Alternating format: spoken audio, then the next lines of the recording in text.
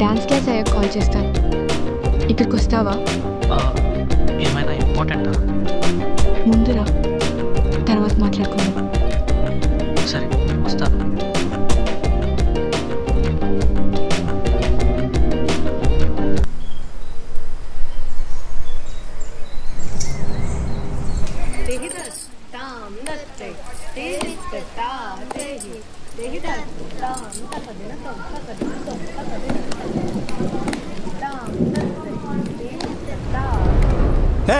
ఇప్పుడు ఏంటి వదిలేస్తున్నావా?